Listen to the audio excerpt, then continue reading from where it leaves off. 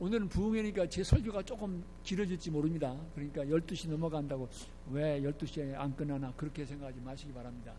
편안한 마음으로 들으시기 바랍니다. 예전에 제가 공부했던 웨슬레 신학대학원의 총장님이 은퇴하는 예배가 있었습니다. 그래서 그 예배에 갔는데 그 목사님의 은퇴 예배 설교 본문이 바로 고린도전서 13장이었습니다. 신학자들이 여러 가지 얘기를 하고 뭐 학설을 얘기하고 다 얘기하지만 사랑이 없으면 아무것도 아닙니다.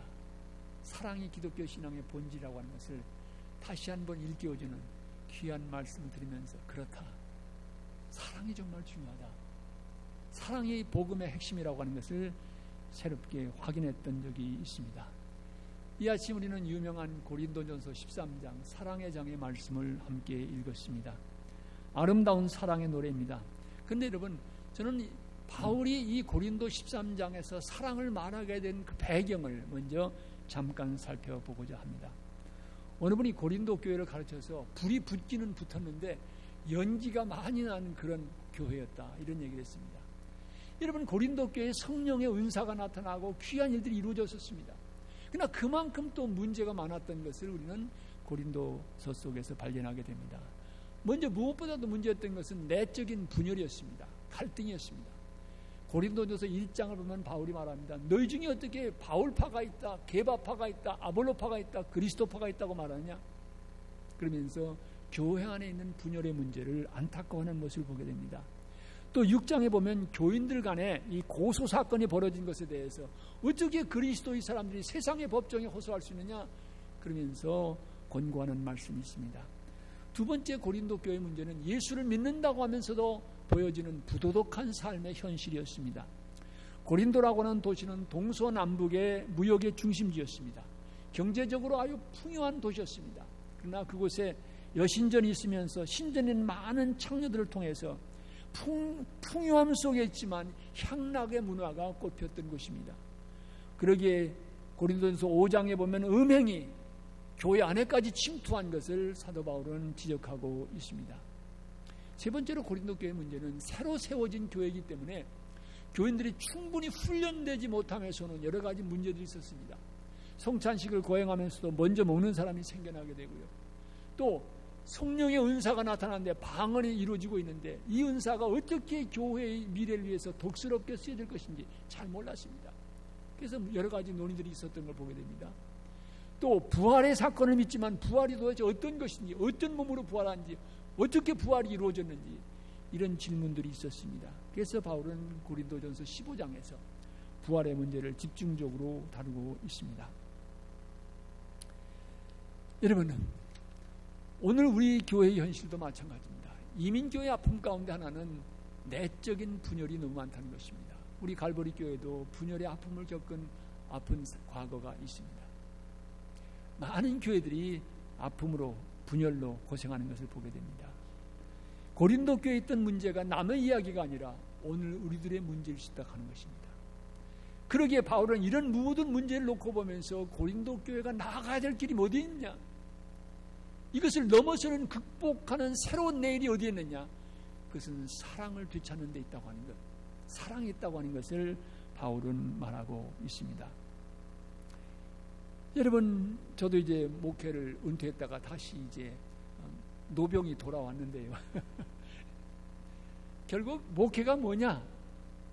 이렇게 묻는다고 하면 저는 한마디로 얘기할 수 있습니다. 목회는 사랑하는 거다. 사랑입니다. 우리가 외치는 복음이 뭡니까? 하나님이 우리를 이처럼 사랑하신다고 하는 것입니다. 그 사랑이 강단에서 외치는 것만으로 전혀 되겠습니까? 사랑은 이론으로 배우는 것이 아닙니다. 사랑은 경험하는 것입니다. 경험을 통해 배우는 것입니다. 우리 갈보리 교회가 진정한 사랑의 공동체가 되려고 하면 사랑을 말하는 것에서 한 걸음 더 나가서 사랑할 수 있어야 합니다. 그때 우리는 사랑을 체험하고 깨닫고 사랑하며 살아가게 되는 것입니다. 그러기에 결국 목회는 사랑하는 것이다. 그런 결론을 종종 저희 후배 목사님들과 나눕니다. 여러분, 우리 교회를 섬긴다고 말합니다. 여러 가지 커미티라든지 부소장을 맡아서 선신하시는 것 너무너무 감사한 일입니다. 그러나 결국 그와 같은 모든 섬김의 마지막 초점은 무엇입니까? 그것은 결국 사랑하는 것입니다. 왜 그렇습니까? 교회는 여러 가지 구조가 있고 조직이 있을 수 있습니다. 그러나 교회의 본질이 어디 있습니까? 교회는 결국 the people of God, 하나님의 백성들입니다. 하나님의 백성들이 모인 공동체입니다. 그러기에 이 교회를 섬긴다고 하는 것은 하나님의 백성들을 섬긴다는 얘기가 됩니다. 그렇기 때문에 결국 사랑이 중요한 것입니다. 좀 더 구체적인 말씀을 드리고 싶습니다. 사랑처럼 인기 있는 단어가 없습니다. 그러나 정말로 사랑한다고 하는 것은 그렇게 쉬운 일이 아닙니다. 먼저 말씀드리고 싶은 것은, 여러분, 우리는 사랑은 자연스럽게 할 수 있는 거로 생각하는데 사랑하는 것을 배우고 공부할 필요가 있습니다. 고개를 끄덕이시는 분들이 계신데 어떤 분들은 그거는 그냥 자연스럽게 되는 거지 뭐 사랑을 배울 필요가 있나 이렇게 생각하는 분이 계실지 모르겠습니다. 어떻게 사랑할 수 있는지, 사랑을 어떻게 커뮤니케이트 표현할 수 있는지, 진정한 사랑은 무엇인지 배워야 됩니다. 여러분, 사랑은 감정 이상의 것입니다. 사랑은 우리의 전인적인 고백인 것입니다. 커미트먼트입니다.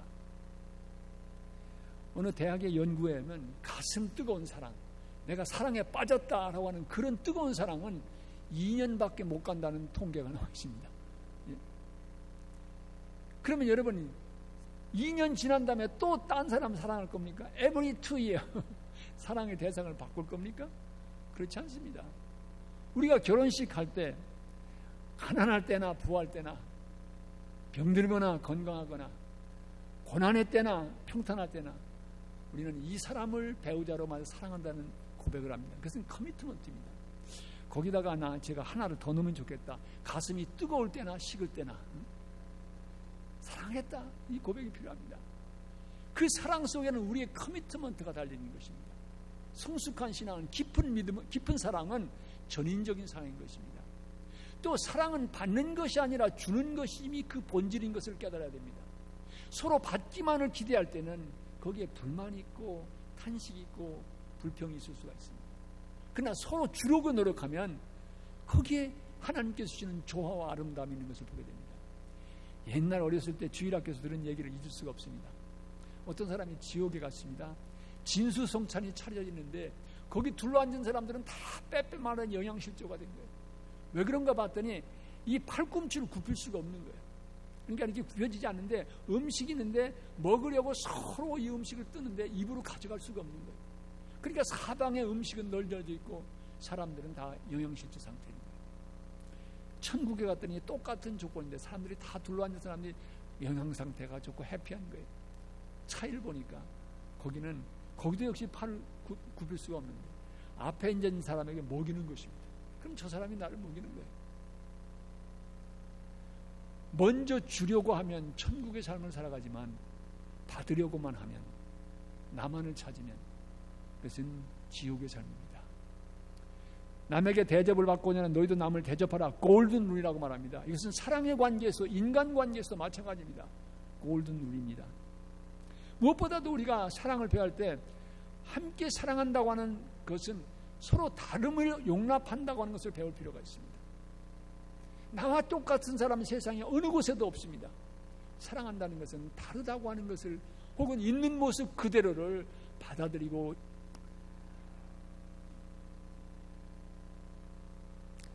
여러분, 이 사랑의 삶을 살다가 보면요 여러 가지 다름에 부딪힙니다. 그런데 많은 경우 우리는 다르다고 하는 것은 잘못되었다고 하는 판단하기가 쉽습니다. 나와 다르면 잘못된 것이다. 이건 하나의 그 흑백 논리와 같은 것입니다. 나만 올 수는 없는 것입니다. 그렇기 때문에 사랑한다는 것은 있는 모습 그대로 받아들이는 것이 참 중요한 것입니다. 성도와 목회자 사이에도 마찬가지입니다. 여러분, 완벽한 목회자는 어느 곳에도 없습니다. 내년에 새 목사님 모실 때 여러분 잘 기억하시기 바랍니다. 제가 이제 감리사가 되면서 이제 저희 미국 교회인데 멤버십이 한 3,000명 되는 교회입니다. 센터빌이라고 하는 교회인데 그 교회 목사가 갑자기 자기가 은퇴하겠다고 그래가지고 아주 감리사 된 지 얼마 안 됐는데 루키 감리사인데 걱정이 많았습니다. 그래서 이제 그 교회 SPRC를 만났습니다. 그랬더니 이제 새로운 목사님에 대한 기대가 뭡니까? 그랬더니 이분들이 얘기하시는 거예요. 우리 교회가 큰 교회이기 때문에 3,000명 정도 멤버십을 가지고 있는 교회니까 담임 목사님 무엇보다도 설교 잘 하셔야 됩니다. 그래요. 그 다음엔 뭐가 있나요? 우리에게는 대형교회지만 목사님이 신방을 잘하셨습니다. 그러니까 목사님 신방 잘하시는 목사님 보내주십시오. 그러면서 또 하나 있는데요. 우리 교회는 스태프가 한 20명 됩니다. 그러니까 스태프를 잘 관리할 수 있는 행정 능력도 있는 목사님이 좋겠습니다. 그러면서 노동보지냐 문화도 이해하는 목사님이 좋겠습니다. 이러면서 계속 나오는 거예요. 한참 듣다 그랬습니다. 여러분, 그 조건은요, 예수님이 오셔도 맞출 수가 없습니다. 그러니까 가장 중요한 거 한 서너 가지만 말씀하십시오. 이렇게 부탁했던 기억이 납니다. 서로 다를 수가 있는 것입니다. 부부 사이에서 특별히 서로 다르다고 하는 것, 어떻게 이해하고 받아들이는가 대단히 중요한 문제입니다. 남성과 여성이 이 성이 다르다고 하는 속에서 여러 가지 다름이 있을 수가 있습니다. 금성에서 온 man from Mars, woman from the Venus, 화성에서 온 남자, 금성에서 온 여자란 책을 읽어보시면서 한번 손들어 보시기 바랍니다. 생각밖에 적으시네요. 그것은 남자와 여자가 어떻게 다른가라고 하는 것을 쓴 책입니다. 그 책이 이혼의 위기 속에 직면했던 많은 가정들을 건졌습니다. 우리 남편은 왜 그러지? 근데 그 책을 읽어보니까 남자들이 전형적으로 그러는 거예요. 아니, 우리 아내 왜 이렇게 하지? 보니까 그 여성이 가지고 있는 특징 속에서 그런 행동이 나오는 거예요. 아는 거 필요한 것입니다. 또 그 게리 체프만이라는 사람이 Five Love Language라고 하는 유명한 책을 썼습니다. 아주 베스트셀러입니다. 우리가 사랑을 어떻게 느끼는가, 사랑이 어떻게 커뮤니케이트 되는가, 5가지 언어가 있다고 하는 것입니다. 격려하는 언어, 또 서비스, 그 다음에 같이 있어주는 것, 그 다음에 선물을 사주는 것, 그 다음에 신체적인 접촉, 이런 것을 통해서 사랑이 전해진다고 하는 것입니다. 그러니까 부부 사이에 사랑의 코드를 맞춰야 돼요. 아내는 같이 있어주는 것에 사랑을 느끼는, 남자는 계속 비싼 선물만 사다 주면 아내는 사랑을 못 느끼는 거예요. 그러면 남편이 얼마나 화가 납니까? 내가 얼마나 비싼 선물 사다 줬는데 당신 사랑 못 느낀다고 그러냐? 근데 사랑의 언어가 맞지 않는 것입니다.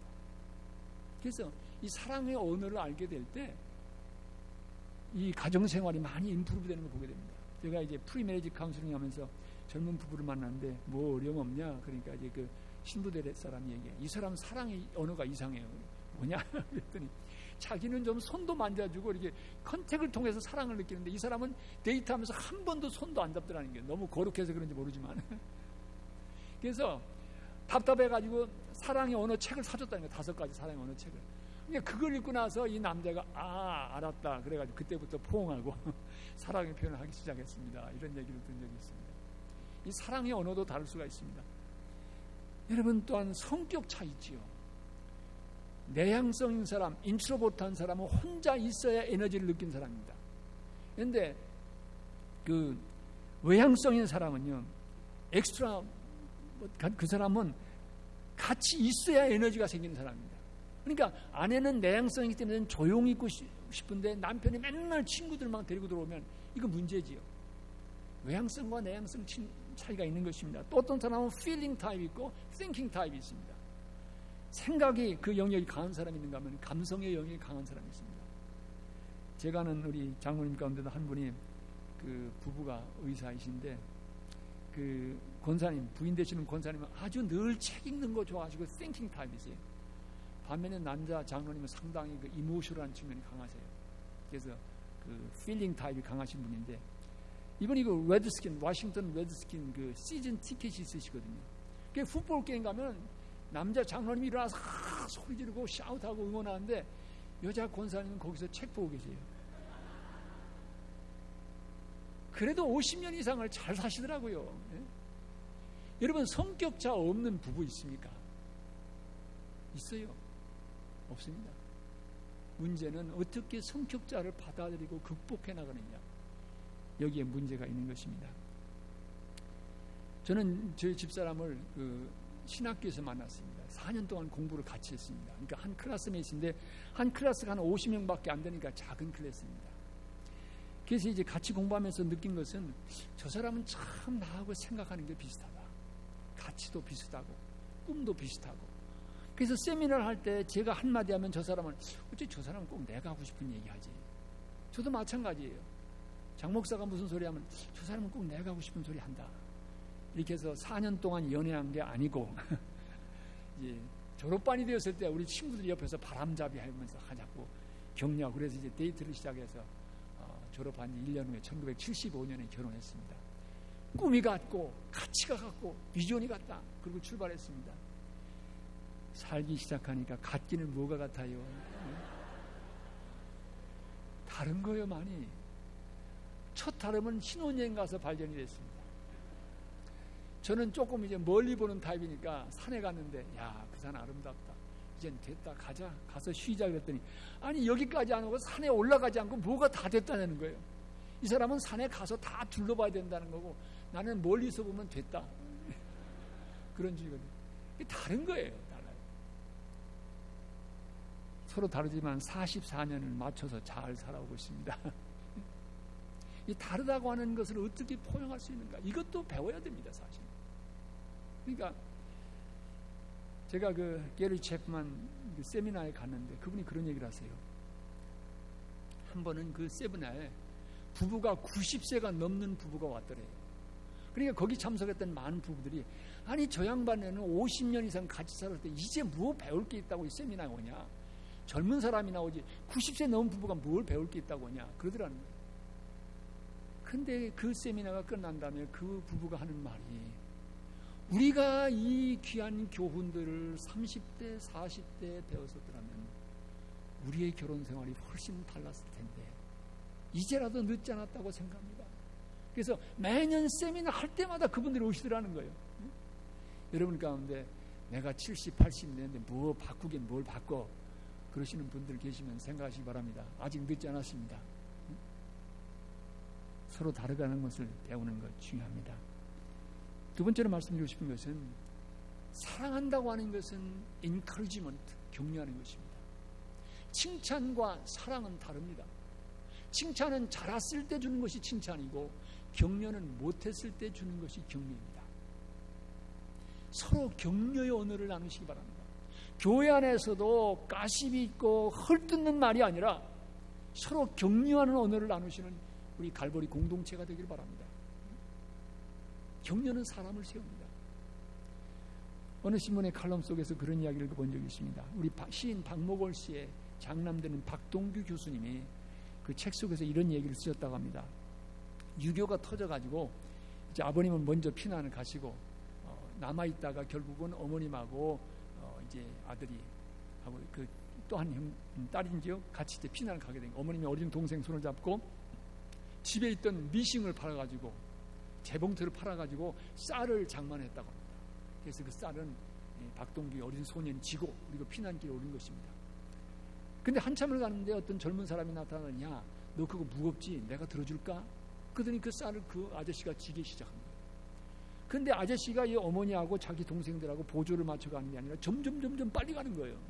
그러니까 아저씨 안 돼요. 그렇게 빨리 가면 안 돼요. 엄마 놓치면 안 돼요. 그런데 길이 이렇게 둘이 갈라지는 길에 있는 것입니다. 그러니까 아저씨 돌아오면서 소리 지르면 쫓아가도 소용이 없으니까 엄마를 놓치면 안 될 것 같으니까 거기서 기다렸어요. 근데 얼마 있다가 엄마가 동생하고 왔습니다. 엄마가 너 쌀 어디 갔니? 아저씨가 가져가 버렸어요. 근데 어머니가 한참을 생각하다가 우리 아들 똑똑해서 엄마 잊어버리지 않았네. 이 소리를 하신 거예요. 그때 야! 너 그 쌀이 얼마나 중요한데 우리 집 전세에 사는데 그거 잃어버렸어? 말도 안 돼. 이러면서 야단쳤더라면 소년의 인생은 또 달랐을지 모릅니다. 그런데 그 엄마가 한 얘기가 우리 아들 영리해서 똑똑해서 엄마 놓치지 않았네. 바로 그 얘기가 일생 이 소년의 마음을 지배했다고 하는 것입니다. 격려연을 나누시기 바랍니다. 여러분 이국종 교수 잘 아시지요?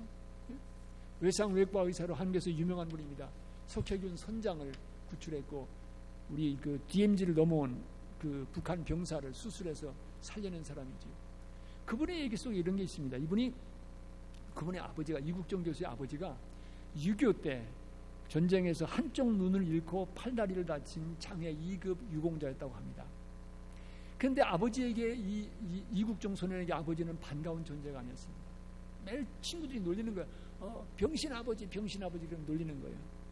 그래서 항상 친구들 때문에 낙심하고 아니 그림자처럼 그 집에 늘 머무르는데 아들에게 미안함을 느낀 아버지는 술의 힘을 빌려가지고 야, 미안하다 그러면서 종종 우셨다고 하는 것입니다. 중학교 때 이국정 소년이 축농증을 심하게 앓은 적이 있다고 합니다. 치료를 받기 위해서 병원을 찾아갔는데 아버지 국가 유공자 그 의료 카드를 내면 다 표정이 달라지더라는 거예요. 그러면서 다른 병원 가보라고 하기로 하고 문전박대를 받았습니다. 그때 이 소년은 참 실망이 컸습니다. 야, 장애인과 가족에게 이 사회가 얼마나 냉랭한가, 비정한 곳인가를 절실히 느꼈다고 합니다. 그런데 자기를 고쳐줄 의사를 찾던 중에 이학산이라고 하는 외과 의사를 이 소년이 만나게 됩니다. 어린 소년이 내민 아버지의 의료 카드를 본 이 의사는 이렇게 얘기했다고 합니다. 아버지가 참 자랑스럽겠구나. 아버지가 참 자랑스럽겠구나. 그리고 이 소년을 정성껏 치료해 주면서 열심히 공부해서 훌륭한 사람이 되라고 격려의 말을 나누었습니다. 이 말이 이국정 소년의 삶을 바꿔놨습니다. 나도 공부해서 저 선생님처럼 훌륭한 의사가 되어야 되겠다.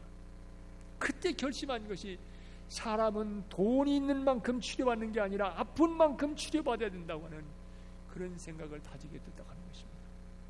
격려의 말이 인생을 세우는 것입니다. 부부간에도 격려의 말 많이 하시기 바랍니다.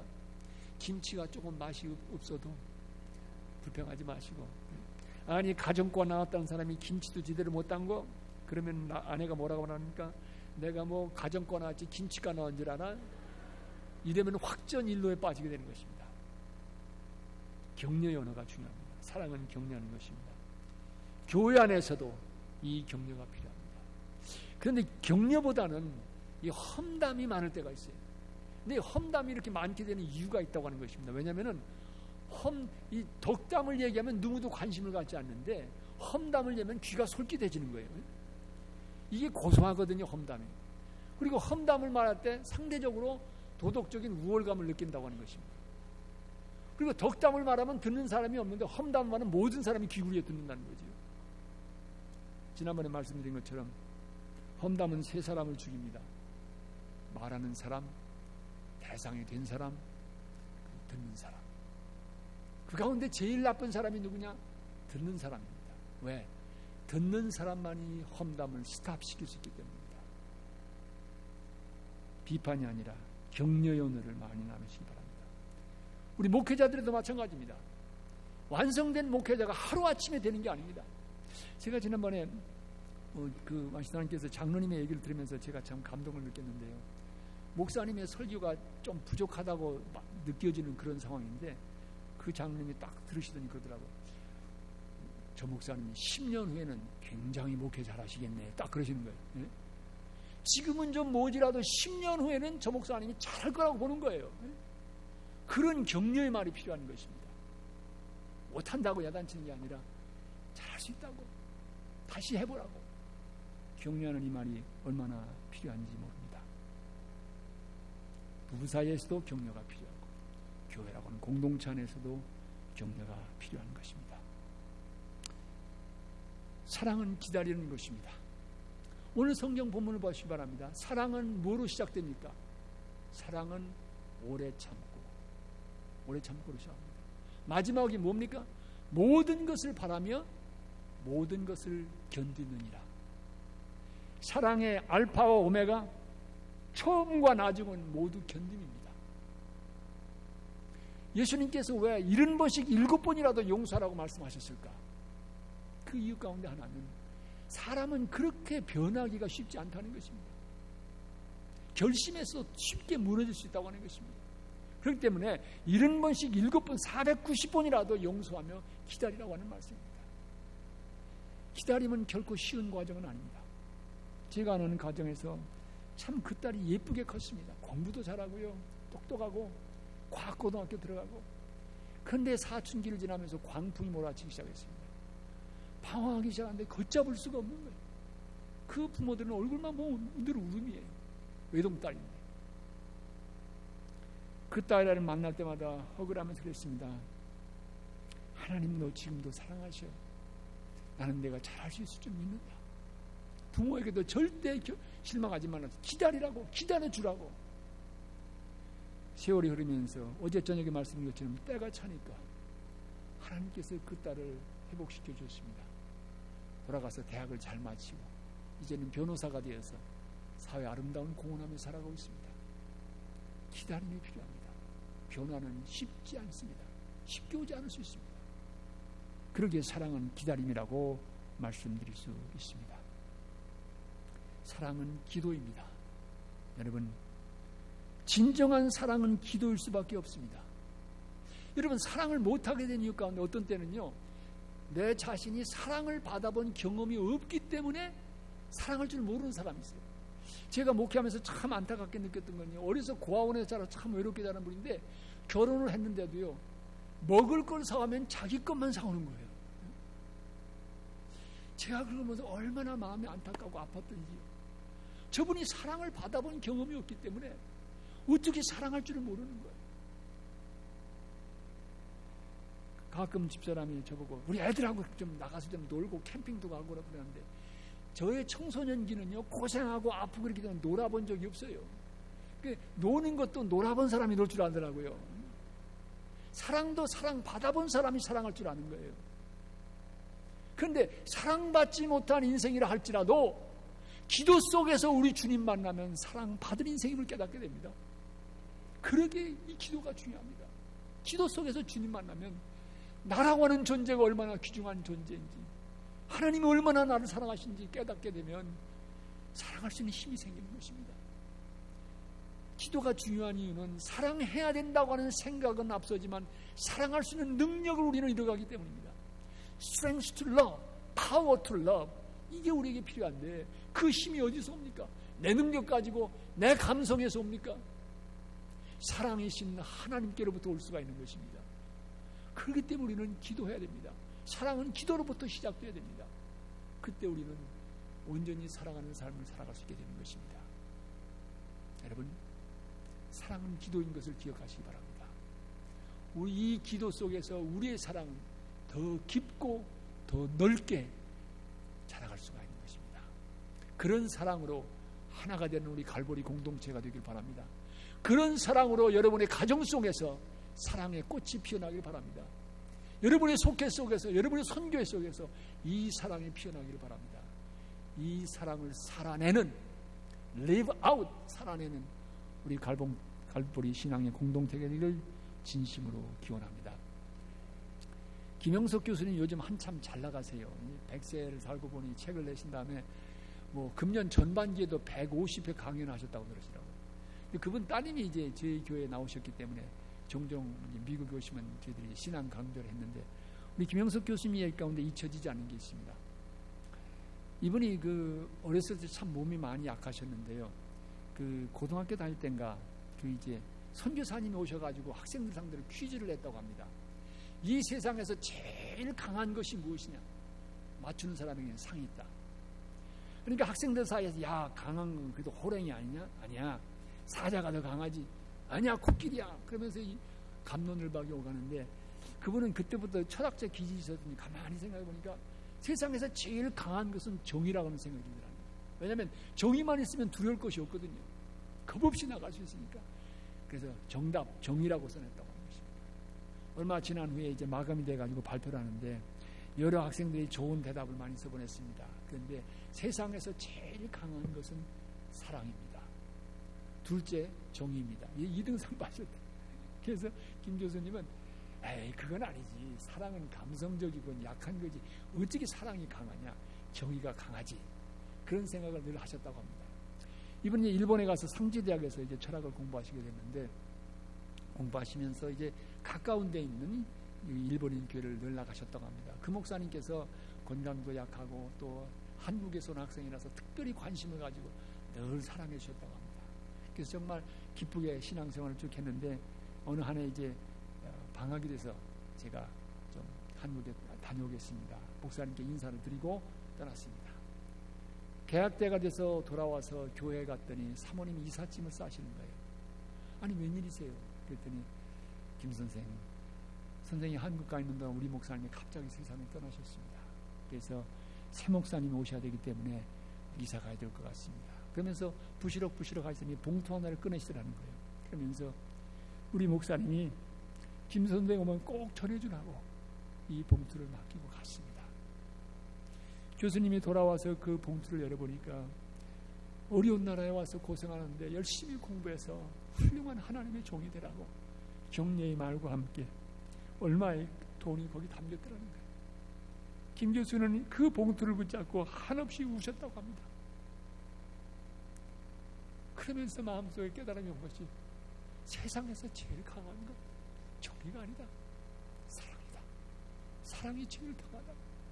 이것을 깨달으셨다고 하는 이야기를 들은 적이 있습니다. 그렇습니다. 사랑이 제일 강합니다. 사랑이 제일입니다. 그러기에 여러분 부름받은 우리 사랑하며 살아가십시다. 사랑의 공동체를 이루고 가십시다. 여러분의 삶 속에서 이 사랑의 풍년이 되는 이런 귀한 날이 밝아오기를 진심으로 기원합니다. 우리 신앙의 고백으로 이 말씀에 대한 응답으로 사랑은 오래 참고 이 찬송 우리 같이 앉아서 부르시겠는데요. 혹시 배우자가 옆에 계시면 손을 잡으셔도 괜찮습니다. 친구가 있으면 손을 잡으셔도 괜찮습니다. 그냥 낯선 이성이면 잡지 마시기 바랍니다.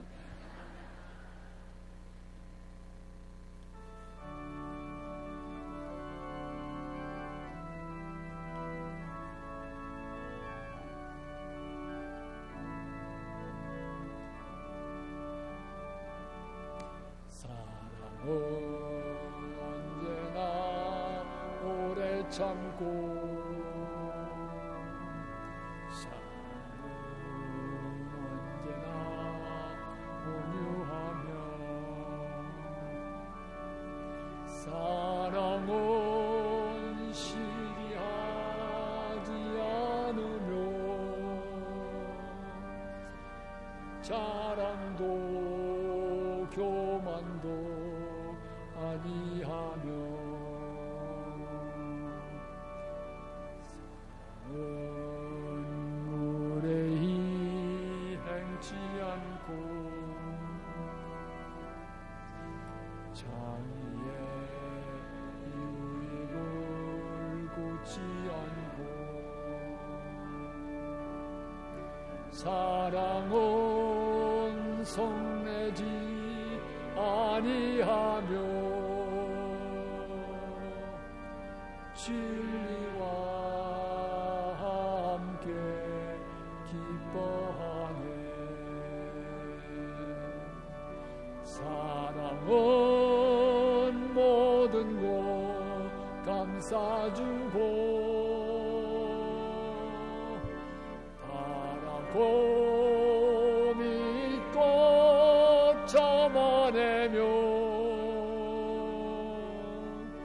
사랑은 영원토록 변함없네.